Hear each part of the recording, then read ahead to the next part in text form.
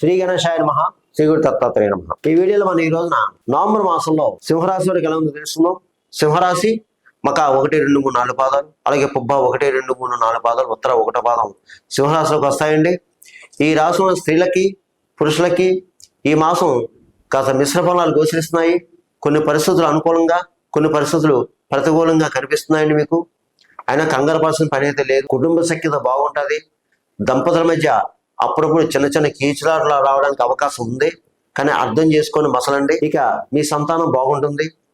అయితే ముఖ్యమైన వ్యవహారాలు వాయిదా వేయండి ఈ మాసం. ముఖ్యమైన వ్యవహారాలు, అలాగే భూగ్రహ సంబంధ లావాదేవీలు, ఆర్థిక లావాదేవీలు కాస్త వాయిదా వేయండి.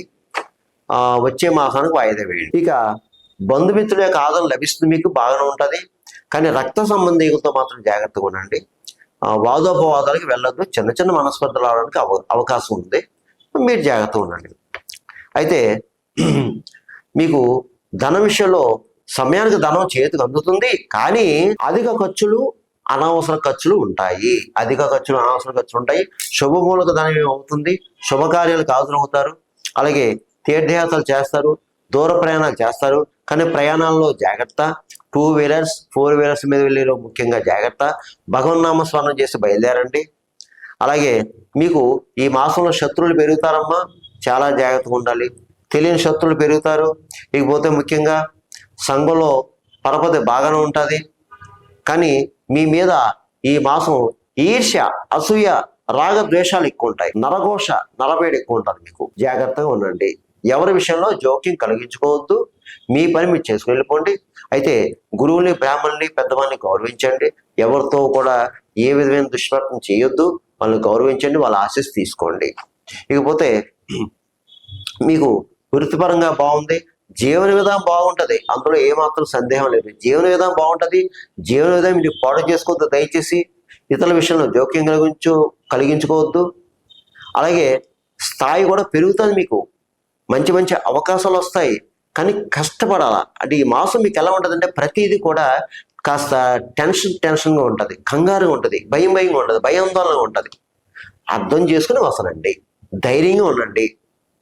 నేను ఇది చెయ్యగలను, సాధించగలను, సంపాదిస్తాను అని ఒక దృఢ విశ్వాసంతో ఉంటేనే మీకు ఆ పని అవుతుంది. లేకపోతే నా పని ఇంతే అంటే ఇంతే.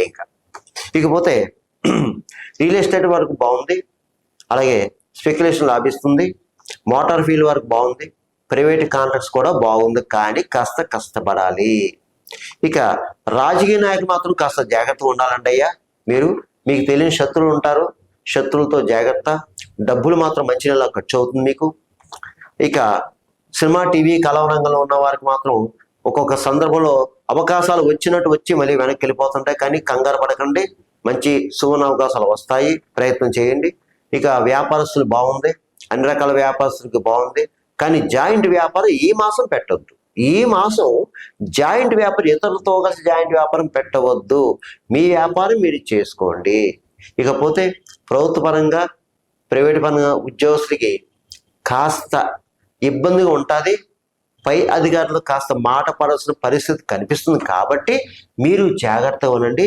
వాదోపవాదాలకు వెళ్ళవద్దు. ఉన్న ఉద్యోగాన్ని పాడు చేసుకోవద్దు. ఇక విద్యార్థులు చక్కగా చదవాలమ్మా. కాస్త మీకు ఇబ్బందిగా వాతావరణం కనిపిస్తుంది, చాలా శ్రద్ధగా చదవాలి. ఇతర వ్యాపకాలు పెట్టుకోవద్దు, బయట తిరగొద్దు. చదువు మీదే శ్రద్ధ చూపించండి. ఇక వివాహంగానే అమ్మాయిల అబ్బాయిలు ప్రయత్నం చేసుకోండి. ఇక ఈ యొక్క సింహరాశి వారికి నేను చెప్పిన ఈ మాస ఫలితాలు కేవలం మీకు 60% పనిచేస్తుంది. మిగతా 40% కూడా మీ జన్మరాశి, జన్మ లగ్నం, లగ్నంతో ఉన్న గ్రహాల యొక్క పరిస్థితి, జరిగే దశాంతదశ మీద ఆధారపడుతుంది. నేను చెప్పిన ఫలితాలు కొంతమంది జరగచ్చు, కొంతమంది జరగకపోవచ్చు. అందరికీ జరగాలని రూల్ లేదు, జరగకూడదని రూల్ లేదు. అది గమనించండి. గమనించి మీకు ఏమైనా సలహా సూచన కావాలంటే మా ఆఫీస్ ఫోన్ చేసి అపాయింట్మెంట్ తీసుకొని మీకు తగిన సలహా సూచన ఇవ్వడం జరుగుతుంది.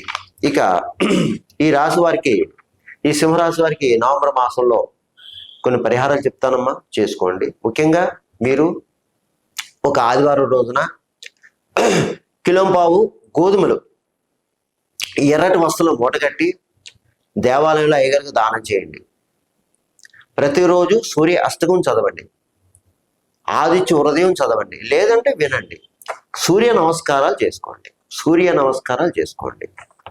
అలాగే ఈ సింహరాశిలో ఎవరన్నా పితృదేవతలు, పితృదోషాలు, పితృశాపాలు ఉన్నవారు తప్పనిసరిగా పితృ ఆరాధన, అలాగే నదీ క్షేత్రంలో పిండ ప్రదానాలు, తిల తర్పణావదలు చేయండి. ఒక నదీ క్షేత్రం వెళ్ళిన వారు మీ దగ్గర దేవాలయాల్లో చేసుకొని సరిపోతుంది.